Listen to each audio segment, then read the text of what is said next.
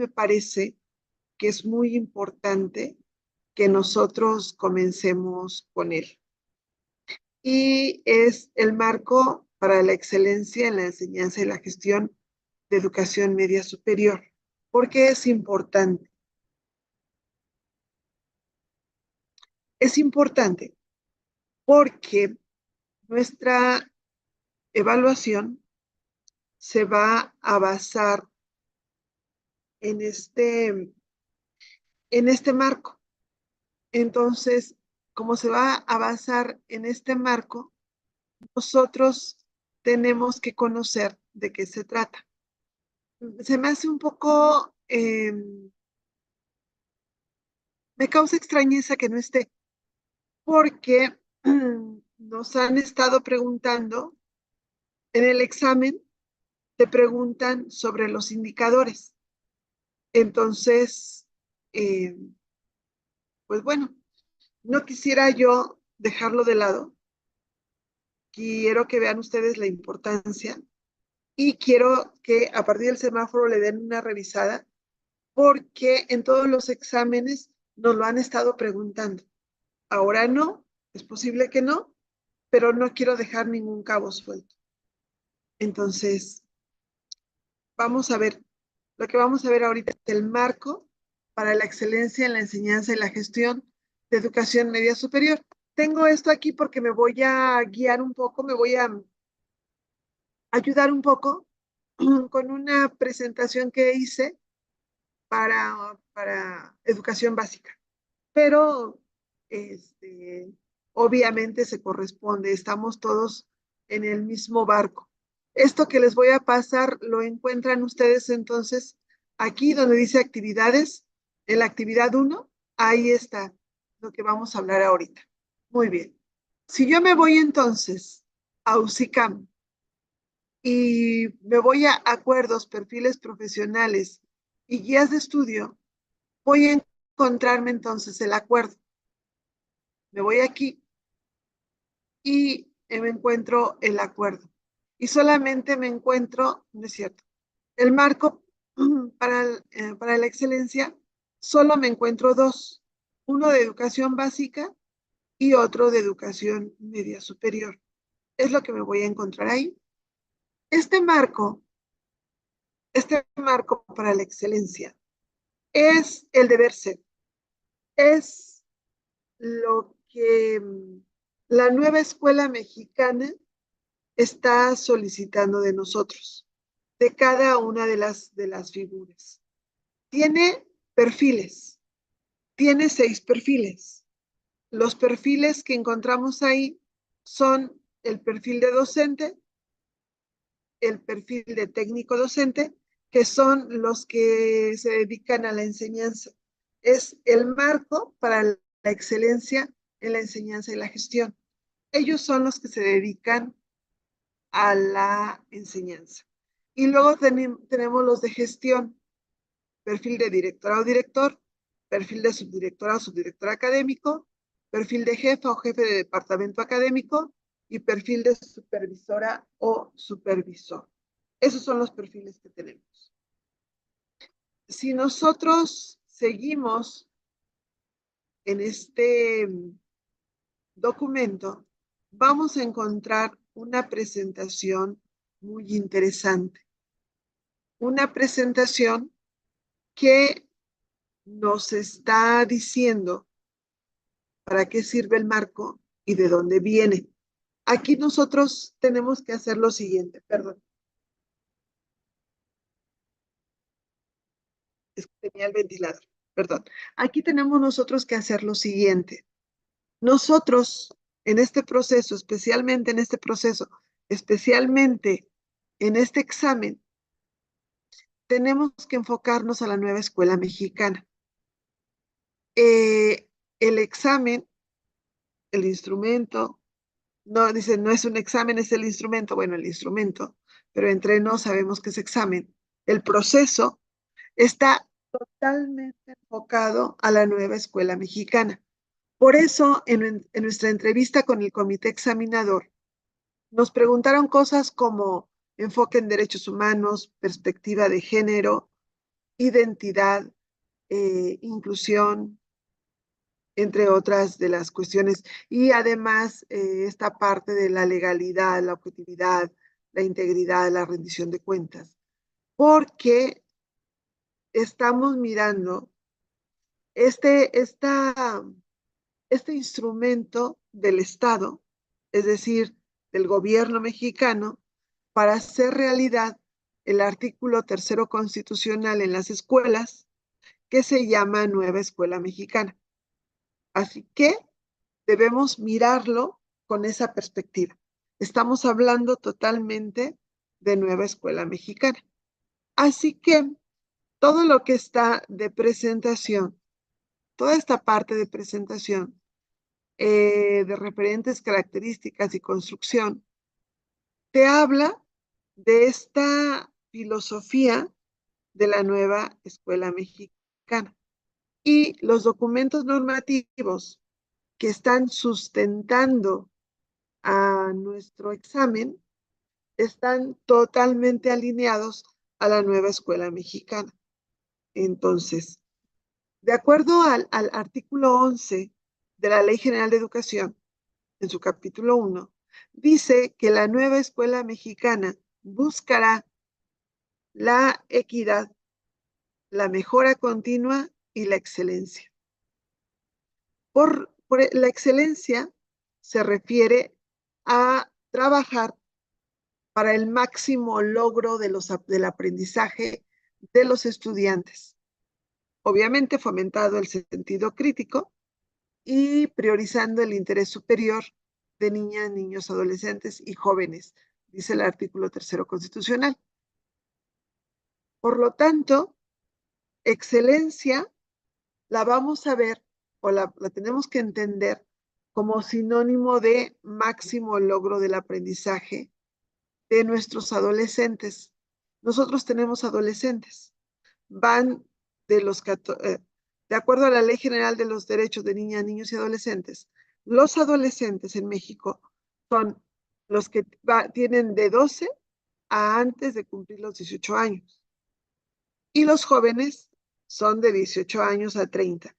Entonces, nuestros alumnos llegan con 14, 15 años y se van con 17, 18. La mayor parte de lo que tenemos nosotros son adolescentes. Nosotros trabajamos con adolescentes. Así es que esta excelencia implica el trabajar para el máximo logro del aprendizaje de los adolescentes a nuestro cargo. Por esta razón, este documento se llama Marco para la Excelencia en la Enseñanza y en la Gestión. Nos toca la gestión, nos toca la gestión.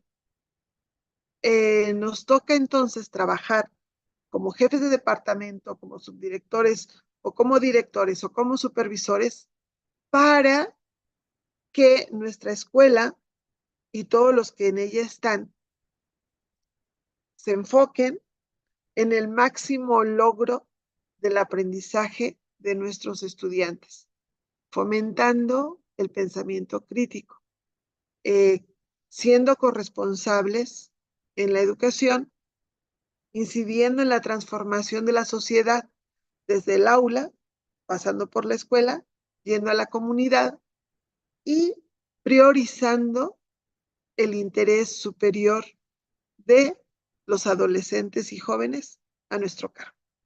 Por eso se llama Marco para la Excelencia. Y entonces la mirada debe estar totalmente en la Nueva Escuela Mexicana, totalmente. Voy a ayudarme con esta presentación que hice para básica. No está no se las puse, no quería confundirlos. Es posible que ahorita se las ponga, ya se las anexe, ya sabiendo de qué se trata. Pero finalmente, la Nueva Escuela Mexicana está en educación básica y en educación media superior. Entonces, el marco para la excelencia intenta lo mismo, tanto en básica como en media superior. ¿Y qué nos dice?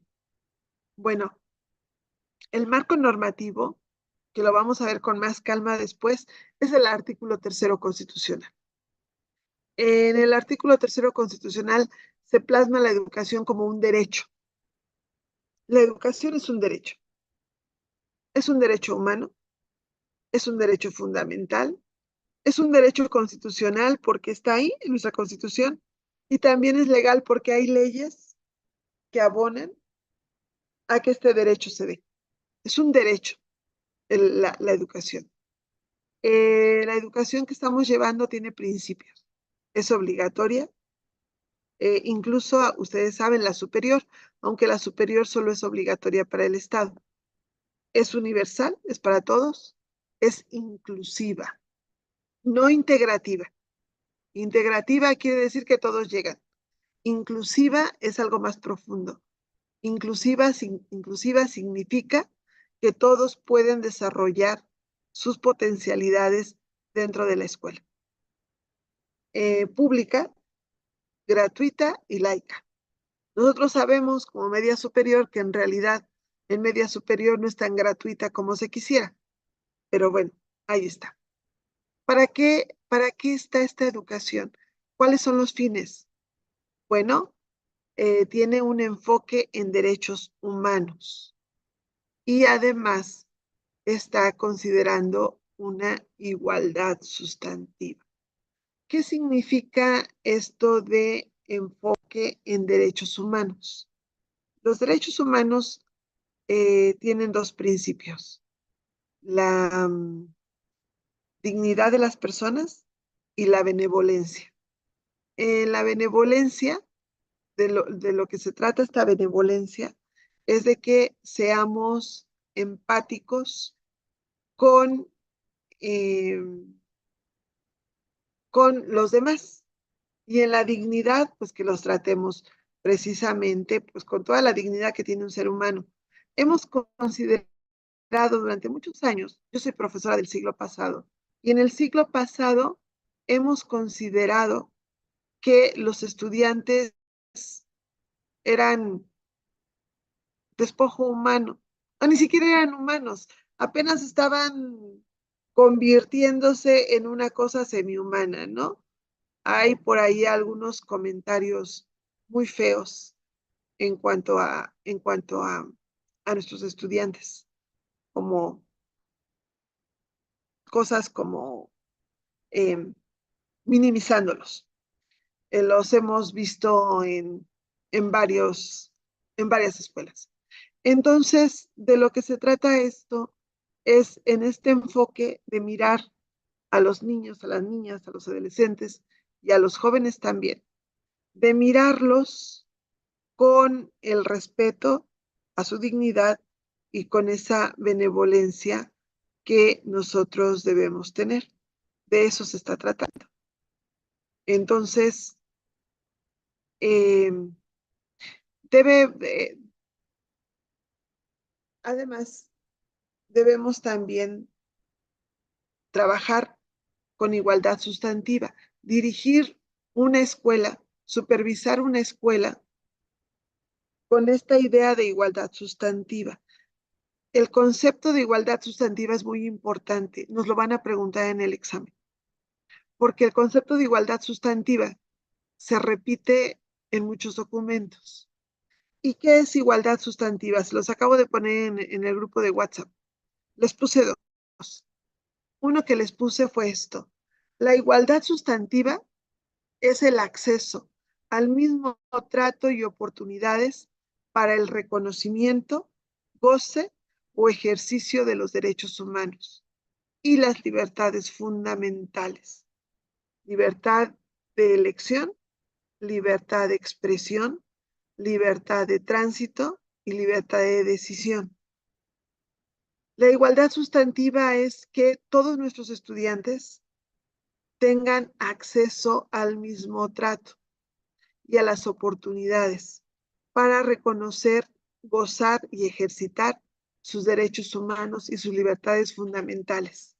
Quiere decir que es una equidad de a de veras, una igualdad de a de veras. Por esta razón, la nueva escuela mexicana nos pide mirar el contexto. nos pide contextualizar.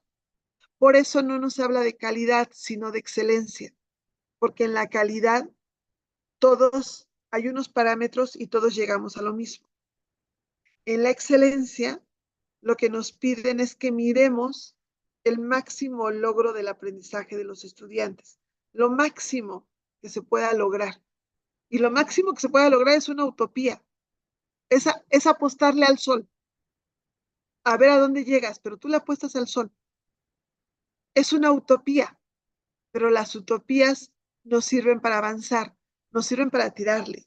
Y en este caso, los directores, desde mi perspectiva, los directores son las figuras fundamentales de la gestión, porque los supervisores acompañan, pero los supervisores, aparte de acompañar, asesorar, vigilar, controlar, realmente no tienen mucha incidencia en la escuela. Los subdirectores académicos tienen que tener la anuencia del director y los jefes de departamento están aprendiendo esta cuestión directiva. Pero los responsables de las escuelas son los directores. No puede caerse una hoja de un árbol de la escuela sin que el director lo sepa y sepa por qué está sucediendo. Entonces, el director, la directora, son los que llevan el barco hacia cierto rumbo. Por lo tanto, los que tienen la mayor responsabilidad de lograr esta igualdad sustantiva en los alumnos a nuestro cargo son los directores. Y los demás apuntalamos, apoyamos a esa visión de directora a directora que está apuntándole a la igualdad sustantiva, priorizando el interés superior de niñas, niños y adolescentes. ¿Y qué significa el interés superior? Significa que todas las decisiones que se tomen en relación, en este caso, a nuestros adolescentes, deben ir orientadas a su bienestar y al pleno ejercicio de sus derechos. Al pleno ejercicio de sus derechos. Eso que le estamos pidiendo a nuestros jóvenes, que a fuerza se corten el cabello, si no los dejamos entrar, estamos violando flagrantemente el artículo 3º constitucional que dice que ellos tienen derecho a la educación. Y la Ley General de los Derechos de Niñas, Niños y Adolescentes que dice que tienen derecho al desarrollo de su libre personalidad. Y además, esa decisión no la estamos tomando con el interés superior porque no estamos viendo el pleno ejercicio de sus derechos. ¿Por qué razón? Porque no los estamos tomando en cuenta. Nosotros nos arreglamos con los padres de familia y a ellos ni en cuenta los tomamos. Entonces, la visión que nos piden es mirar que de verdad haya una igualdad sustantiva y que de verdad estemos priorizando todas las decisiones orientándonos al bienestar y pleno ejercicio de sus derechos. Para esto, y eso lo vamos a ver cuando veamos la Ley General de los Derechos de Niñas, Niños y Adolescentes, tenemos que estar conscientes que ellos tienen autonomía, una autonomía progresiva, pero que además ellos deben tener participación. Y máximo los nuestros, que son ya la última etapa de la adolescencia, de acuerdo a la ley. Nuestros chicos deben tener una plena participación. Acuérdense que les estoy hablando de la utopía de la nueva escuela mexicana. Sí, maestra Marcia, adelante. Maestra, y por ejemplo, esto que usted está comentando, entonces los reglamentos que firmamos los papás están violentando esto. Es decir, porque, pues, no sé si la palabra sea, nos obligan a firmarlo para que entre a la escuela y dentro de eso dice que se deben de cortar el cabello y, por ejemplo, esta semana a mi niño lo tuvieron 2 horas afuera de la escuela porque no tenía el cabello corto y lo tuve que llevar bueno, nos fuimos todos a cortar el cabello. Y Pero esa entonces, es una violación a sus derechos humanos. Pero le voy a decir algo, maestro. Usted ya va a estar de este lado, del lado de los directivos. Lo que queremos los directivos es tener orden, tener disciplina. Cortar el cabello implica para nosotros los directivos orden y disciplina, aunque no necesariamente, pero bueno. Entonces, una crítica que nos hacen muy fuerte a las escuelas es que nuestros reglamentos están llenos de violaciones a los derechos humanos. Un consejo que se nos da es que tomemos ese documento, ese reglamento que tenemos. Le estoy hablando como directivo, ¿eh? No como padre de familia, por favor, no vaya a ser lío, sino como directivo. Sí, Es tomar el reglamento, ir a la Comisión de Derechos Humanos que tengamos cerca y que nos lo analicen y que nos digan cuáles de los reglamentos que tenemos ahí están violentando los derechos humanos de niñas, niños y adolescentes, porque lo estamos haciendo. Yo dejé de estar en un puesto directivo hace un año. Entonces, hace un año eh, estaba, nos estaban presionando ya en esta cuestión y de hecho yo me quedé en eso, en que tenía que llevar el reglamento de mi escuela a derechos humanos, porque sí hay muchas violaciones ahí. ¿Por qué razón? Porque no estamos tomando tampoco en cuenta a los estudiantes. Si hacemos acuerdos con ellos, acuerdos de convivencia, en lugar de normas, y coincidimos en que para el prestigio de nuestra escuela, para que se vea bien nuestra escuela, porque además nos estamos formando, todos vamos a venir con el cabello corto, entonces vamos ganando. Nosotros somos adultos, nos podemos convencer de muchas maneras. Por ejemplo, yo que les digo a mis alumnos, el uniforme. A ellos, a muchos no les gusta traer el uniforme. A mis clases no entran sin uniforme, pero a veces es un poco complicado. Y llevan sus suétercitos mamey, rosa y todo.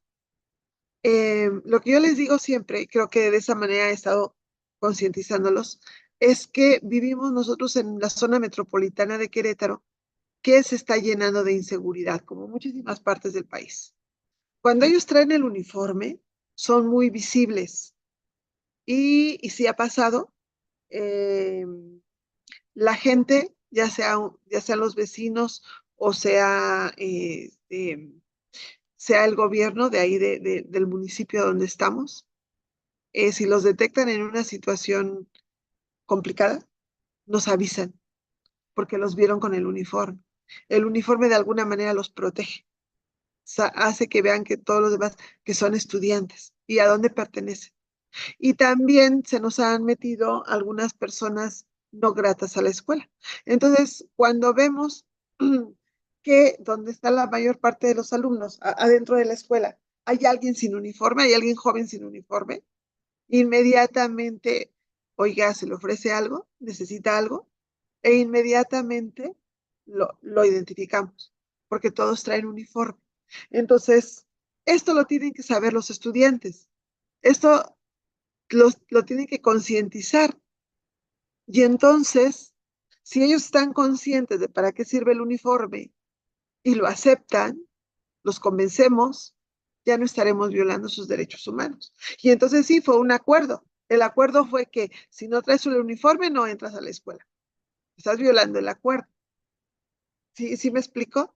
Es diferente. De hecho, la tendencia es hacia allá, no a tener reglamentos, sino a tener acuerdos de convivencia. Es complicado. Digo, no es fácil. Acuérdense que estoy hablando de la utopía de la nueva escuela mexicana. bastante interesante lo que dice, maestra, incluyendo esto de como directivos llevar a una oficina de derechos humanos a que revisen ese reglamento, porque pues sí, no sabemos qué, o sea, cuántas situaciones de violencia a los derechos estamos nosotros ejerciendo y exigiendo. Así Entonces, es. me parece bastante interesante. Gracias, maestra. Por nada. Y acuérdense, la educación es gratuita. No tendríamos que estarle exigiendo algún tipo de material. Pero bueno, pero ustedes, bueno, sobre todo los que van para jefes de departamento, se van a dar cuenta de una cosa. No es lo mismo ver la escuela y como docente que verla como directivo, no es lo mismo. Tenemos que comenzar a pensar como directivos, porque como docente a veces te quejas de todo, nada te gusta, no quieres participar en nada, sientes que te están explotando y como directivo te das cuenta que necesitas la participación de tus docentes, porque es mucho trabajo y si ellos no te apoyan, no se puede. Entonces, te vas haciendo más objetivo, más objetiva, que es uno de los valores, de los principios del código de conducta de los trabajadores de la SEP, la objetividad. Te vas haciendo objetivo, objetiva. En ese sentido, bueno, yo necesito hacer esto. Entonces, ahí está. Es este enfoque en derechos humanos, un desarrollo integral y una mejora continua. Acuérdense que la nueva escuela mexicana busca la equidad, la mejora continua y la excelencia. Y aquí está la mejora continua. Y entonces aquí hablamos, esto me lo voy a saltar un poco, hablamos del interés superior de la niñez en el acceso, en la permanencia y en la participación. En el caso de nosotros, lo doloroso es la permanencia. El artículo 46 de la Ley General de Educación nos está pidiendo que se haga todo lo posible porque los alumnos permanezcan, porque no haya abandono escolar, porque acuérdense que se nos van con una facilidad increíble. Entonces, eso es para nosotros. Muy bien. Y entonces, el marco para la excelencia nos habla de 4 condiciones de la educación. 4 condiciones, 4 cosas sin las cuales no puede estar la educación. Primero, la asequibilidad, que se garantice que hay una educación gratuita y obligatoria.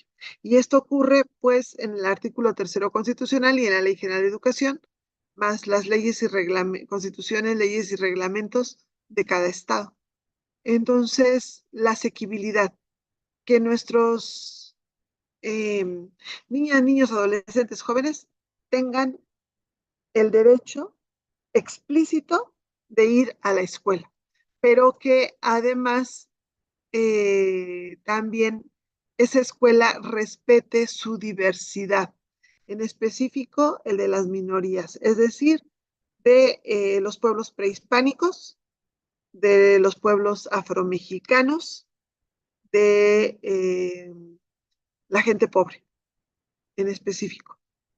Es de los que estamos hablando, que sea asequible, que ellos puedan también estar. La otra es la accesibilidad, que esta educación sea obligatoria, sea gratuita, pero sea inclusiva. ¿Qué significa la inclusión? Una cosa es la integración y otra cosa es la inclusión. La integración es cuando tú en tu escuela tienes alumnos con discapacidades, pero ahí los tienes, arrumbados. Los tuviste que aceptar, pues ya ni modo, ahí están. No, pero es que no pueden entrar al laboratorio, pero es que no te puede, tus docentes no se detienen por ellos, es que no tienes rampas, es que no tienes braille, es que no, o sea, no, los estás integrando nada más. Una escuela inclusiva es una escuela humana, es una escuela benevolente, hablando de derechos humanos, donde los estudiantes con discapacidades enfrentan la menor cantidad de barreras y son tratados de tal manera que puedan tener esta igualdad sustantiva, esa igualdad sustantiva, que puedan tener el mismo goce y los mismos derechos. Y entonces tienes rampas en tus escuelas, entonces tienes braille, entonces tienes aparatos, por ejemplo, pantallas, por ejemplo, cañones, donde ellos puedan ver de una mejor manera. Tienes butacas para zurdos, de verdad son muy incómodas las butacas. Los zurdos se las pasan mal y casi ninguno de nosotros las ve. Entonces eso es la accesibilidad. Que ya tengas el derecho es asequibilidad, pero que tú puedas ir a la escuela y que la escuela sea, o sea, es decir, que no nada más esté la escuela ahí, que de verdad te, puedas ir, aunque seas pobre, aunque tengas una discapacidad, que de verdad puedas estar ahí, eso es la accesibilidad. Y luego está la adaptabilidad. Y aquí es donde entramos con el contexto, que esa escuela se adapte al contexto de los estudiantes. No es lo mismo tener una escuela en una zona metropolitana que tener una escuela en una zona rural. No es lo mismo. Y tampoco es lo mismo que sea del norte del país a que sea del centro, que sea del sur. No es lo mismo tener una escuela en la costa que tener una escuela en las altas montañas o tenerlos en una ciudad. Son condiciones diferentes. Y además, no, me acuerdo ahorita, creo que algunos de ustedes ya se los había comentado, cuando yo asesoraba a los de educación básica, que teníamos que hacer un famoso proyecto de enseñanza. Una de las personas con las que estaban, que confiaron en mí, yo la asesoraba, era una maestra de secundaria que trabajaba en una de las zonas más céntricas de la Ciudad de México. Pero el lugar, la escuela donde ella estaba, había muchos problemas. Es una de las colonias que yo no entro ni a mediodía, ¿no? Y muchas mamás de los chicos eran mamás que se dedicaban al sexo servicio, eran sexo servidores. Entonces, ya se imaginarán las condiciones en que estaba la escuela. Bueno, ese contexto donde los chicos solamente tienen mamá, pero aparte mamá trabaja de noche y además en un trabajo que no es apreciado por la sociedad, hace ciertas condiciones, porque además en aquel tiempo, le estoy hablando hace como 5 años, pues entonces había drogadicción, cosas. Ahorita debe estar mucho más tremendo. Hay que adecuar la educación a ese contexto para la igualdad sustantiva, con el interés superior, para lograr que ellos también tengan el máximo logro del aprendizaje, aun cuando sean sus circunstancias. Esa es la adaptabilidad. Y finalmente la escuela debe ser cálida, cálida, debe ser segura, debe eh, abrazar y acompañar. Debe ser una escuela tal que nuestros estudiantes sepan que transponiendo, que a lo mejor afuera está horrible, pero transponiendo la reja es un lugar seguro, es un lugar que los acepta. Les comento, y ahorita le doy la mano, aquí la está levantando, les comento que en, en mi escuela, hace un año, creo que yo todavía ocupaba un puesto directivo, vi muchos casos. El que más me impresionó fue de una chica que estaba dada de baja. Nos fueron a avisar que había una chica en el baño que estaba llorando y que no se quería salir. Entonces, inmediatamente la jefa de servicios escolares fue a ver qué estaba pasando, habló con ella, la tranquilizó, hizo que se saliera y entonces nos dimos cuenta que era esta chica. Se había, tenía una situación muy, muy complicada en su casa, muy complicada. Lo único que se le ocurrió a la chica fue ponerse su uniforme e irse a la escuela. Me conmovió tanto el hecho de que de entre todos los lugares donde pudo ella ir a refugiarse de esta situación compleja, acudió a su escuela. Eso a mí me hace ver que de manera general la escuela en la que estoy es una escuela aceptable, es una escuela aceptable en el sentido de no aceptable, sino con aceptabilidad. Es una escuela que de verdad acompaña y que de verdad acoge a sus estudiantes. Alguien tenía la manita levantada, perdón. Yo, maestra, Maestra, dígame. gracias. Este, estaba escuchando lo que comentaba y en lo particular, pues, soy fiel creyente de ambas, principalmente de la inclusividad. Sin embargo, me preocupa, la situación, por ejemplo, de nuestros planteles, no son demasiado saturados. Tenemos 50 alumnos, con todas reducidas, con temáticas que abordar, pero aparte, con diversos programas que tendríamos que estar aplicando. Además, pensaban ahorita en lo que comentaba de la calidez de estos niños que tienen muchísimas carencias, que tienen estas necesidades inclusive afectivas desde la casa y que llegan a la escuela y que tú no te puedes acercar tanto a ellos y menos ahorita con esta cuestión del acoso y am, ¿cómo se llaman los protocolos de la prevención del acoso? Entonces, es como que a mí en lo particular me frustra mucho. O sea, yo sí suelo tener demasiado contacto con los chiquillos, platicamos mucho. De repente ahí los tengo más a mis tutorados, pero a mí me desespera pues que como docentes nos veamos demasiado limitados, una por el tiempo, otro por la cantidad de alumnos que tenemos que atender y que en realidad intentamos de verdad, en el plantel, me consta, muchos de los maestros nos esforzamos por hacer lo mejor posible en nuestro trabajo, pero nos ganan los tiempos, nos gana la cantidad de alumnos. En papel y en derechos está hermosa la propuesta humana. Estoy muy convencida de que y veo logros inclusive en la institución, de los chicos que se están formando. Nuestra escuela tiene diversos espacios que se están dando a conocer en la sociedad y está caminando muy bien y muy bonito. O sea, la verdad, sin embargo, el costo en los docentes es sumamente alto. Eh, Este, y pues bueno, si usted tiene ahí comunicación, digo, también la contraparte, ¿no? Yo creo que en el ajuste que se está haciendo a los programas en cuanto a lo conceptual, pudiera trabajarse un poquito más la parte humana, pero también en los docentes. Y sabe también Sería qué es todo. lo que está pasando. No vamos a poder arreglar todo.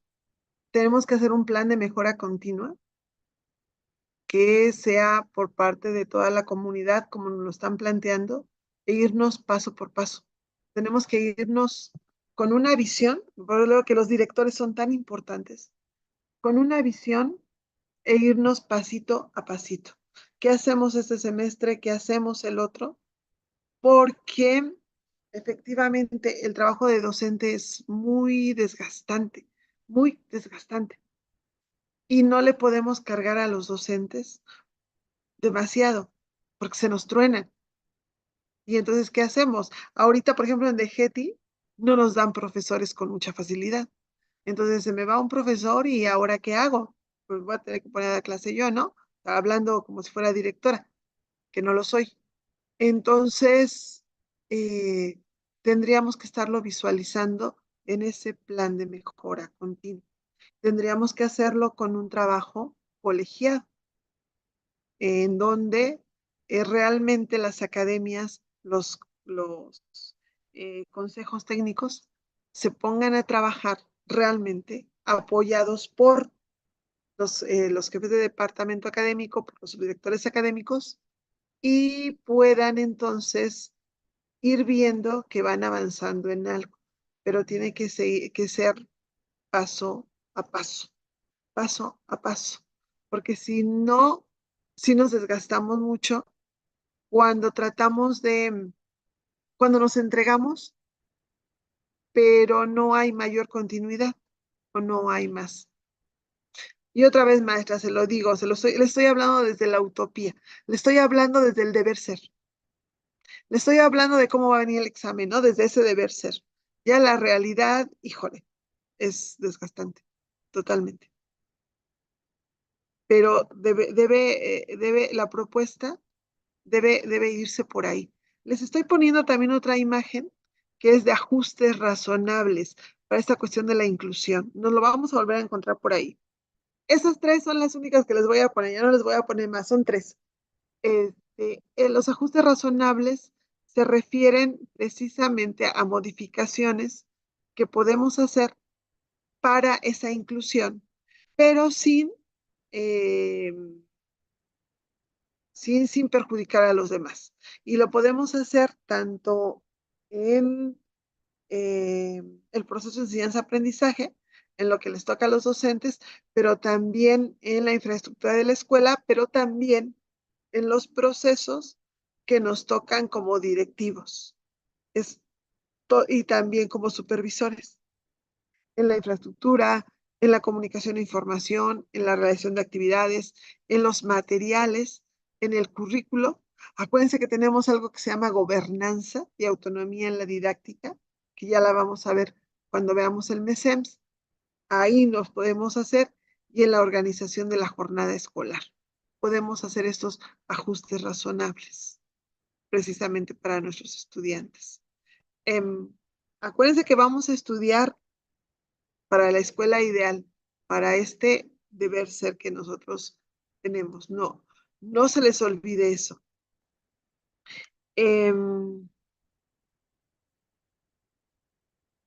Estaba yo acá. Bueno, esas son las 4 condiciones de la educación. Del artículo 3º constitucional 31 y 73 se desprenden estas leyes secundarias. La Ley General de Educación, la Ley General del Sistema de Carrera de Maestras y Maestros y la Ley Reglamentaria del artículo 3º constitucional en materia de mejora continua, que no viene en la bibliografía del examen, pero sí vamos a hablar de ella porque nos tenemos que meter a la autoevaluación institucional y para entenderla nos vamos a meter un poco con esta ley. Por lo pronto, nada más les comento que están esas leyes secundarias. Me quiero ir, bueno, no me voy a ninguna. La nueva escuela mexicana pretende un sistema educativo que sea nacional, garantizar el derecho a la educación, poner la mirada en el interés superior de niñas, niños, adolescentes, jóvenes, transformaciones sociales y un desarrollo humano integral. Ya les había hablado que el artículo 11 nos habla entonces de la nueva escuela mexicana y todo esto que estamos hablando. Y entonces, de ahí surge, o por eso está este marco para la excelencia en la enseñanza y la gestión, fundamentado en este artículo constitucional 3º, que dice que maestras y maestros son agentes fundamentales del proceso educativo. Nuestros docentes son una parte muy, muy importante de la escuela. Son los agentes fundamentales. Y todos los demás estamos para apoyarlos. Tanto el personal de administrativo y apoyo como nosotros. Para apoyarlos, para guiarlos, para acompañarlos, porque ellos son los que tienen que llevar adelante esta cuestión. El artículo 5º de la Ley General de Educación dice que toda persona tiene derecho a la educación. Nosotros también tenemos derecho a la educación. Y entonces este marco para la excelencia también es una manera, es un medio para que podamos alcanzar nuestro desarrollo personal y profesional para estar mejor. Esto sustenta al marco para la excelencia.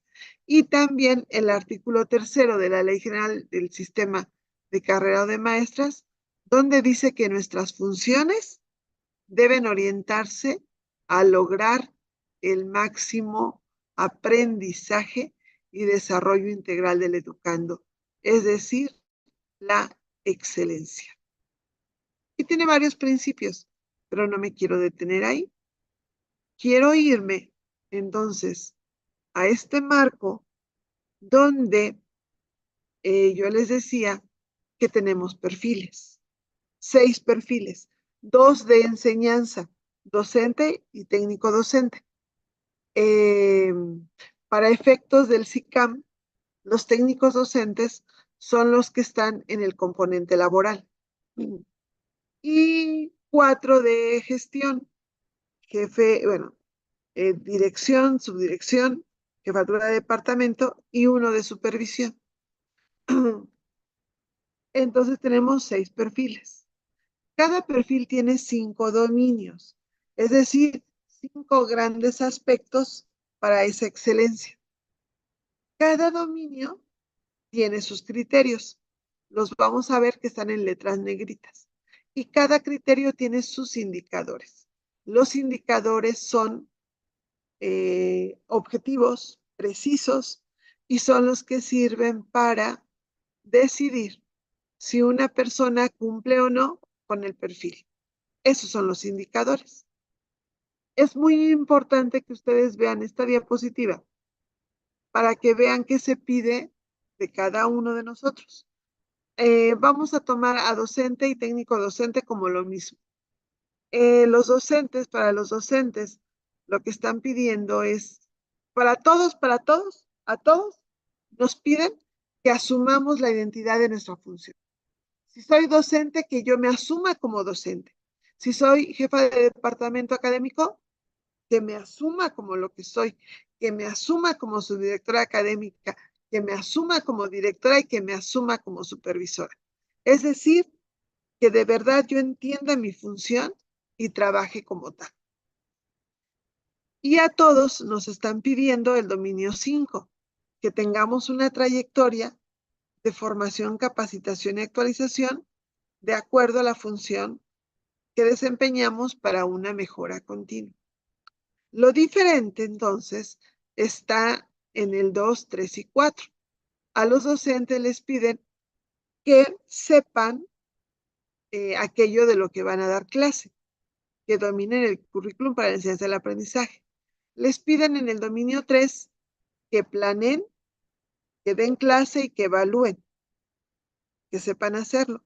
Y en el dominio 4 les piden que participen en el trabajo colegiado y en las actividades colaborativas de la comunidad escolar. ¿Por qué razón? Por lo que hace rato hablábamos con la maestra Graciela. Porque el trabajo está muy fuerte para solo un sector. Necesitamos involucrarnos todos. Y los docentes tienen que estar conscientes que tienen que trabajar de manera colaborativa. Claro que nosotros tenemos que guiarlos. El jefe de departamento académico es el directivo que apenas está aprendiendo cómo serlo. No tiene mucho poder de decisión en cuanto al rumbo de la escuela. Sin embargo, tiene dentro del perfil 2 que propiciar que se realicen acciones de equidad y excelencia para la enseñanza y aprendizaje. Es el director, la directora, quien va a provocar que esto se dé, que va a poner las condiciones, pero es el jefe de departamento, que es el que está más en contacto con la comunidad escolar, quien tiene que propiciar que se haga, que dé las condiciones para que de verdad estén en el ámbito de su competencia. Es quien tiene que coordinar los servicios educativos para el estudiantado. En este caso, bueno, de los docentes, por ejemplo, pero también del personal de control escolar, etc. Y tiene que fortalecer la integración de la comunidad escolar. Eso le toca a la jefatura de departamento. A la subdirección, mientras que el jefe de departamento propicia, el subdirector coordina estrategias que generen condiciones de equidad y excelencia para la enseñanza y el aprendizaje. El jefe propicia que den las acciones, pero quien tiene la estrategia es la persona que está en la subdirección académica. ¿Quién va a ver esas condiciones de equidad y excelencia? Acuérdense que excelencia es el máximo logro del aprendizaje. Va a organizar los servicios educativos. Quien los va a coordinar es el jefe de departamento, pero su dirección académica los va a organizar.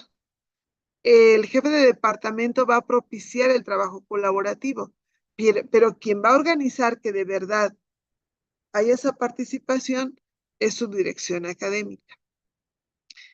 El director también propicia esas condiciones, pero a nivel macro, a nivel de toda la escuela. Tiene que ver que haya los recursos humanos, materiales y económicos para poder hacer esto. Precisamente, él administra esos recursos, ella administran esos recursos humanos, económicos y materiales, considerando la excelencia, los fines de la educación, y propicia el trabajo colaborativo en toda la comunidad escolar. Es quien debe convocarnos. La visión de director, directora, es quien debe convocarnos a todos. Es quien nos dice hacia dónde va el barco. Y supervisor, supervisora, tiene que supervisar la aplicación de la normatividad. Además, tiene que supervisar cómo se da la gestión de los recursos y apoyar en la vinculación entre planteles del mismo subsistema, entre planteles de diferentes subsistemas, entre escuelas secundarias y superior, pero también con empresas, bueno, con el sector público y con el sector gubernamental. Tiene que apoyar a los directores a que ejerzan su gobernanza, a que se empoderen, a que la escuela no se quede aislada. Y también debe integrar acciones de asesoría y acompañamiento en el marco del MESEMS, en el marco de la normatividad y tratando de que haya un mejor ambiente y un ambiente colaborativo dentro de la escuela. Los supervisores habitualmente se dirigen a los directores. A veces bajan al demás personal, pero sobre todo la incidencia está en la dirección. Y es dirección quien tiene que mover todo. Entonces, esos son los dominios. Yo les recomiendo a ustedes que se vayan a los semáforos, que se vayan a los perfiles que les he puesto y que le den una repasada a los criterios y a los indicadores, pero sobre todo a esto que les puse. Otra vez me voy con el supervisor. Aquí dice perfil del supervisor. Toda la introducción es de la que yo les hablé hoy. Lo verdaderamente importante empieza aquí donde dice perfil de supervisor a supervisor y comienza a decirnos qué se espera de este perfil. El examen viene enfocado a eso que está aquí. Los documentos, la parte de los documentos que nos están diciendo que leamos, vienen enfocadas a ese perfil.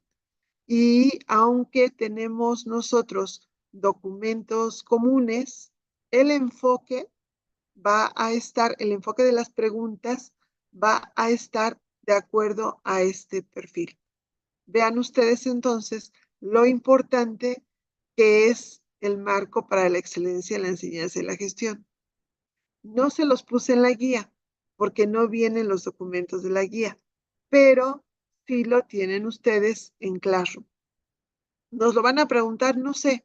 Yo tengo la impresión que sí, aunque no venga en la guía. Tengo esa impresión porque siempre lo preguntan.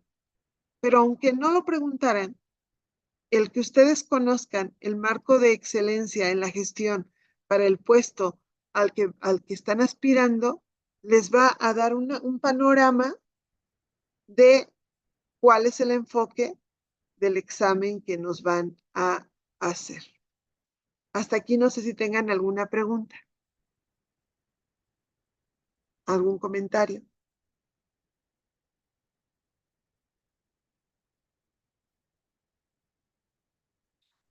¿No? No, todo muy entendible, maestra, gracias. Todo muy claro, maestra, Muy gracias. claro.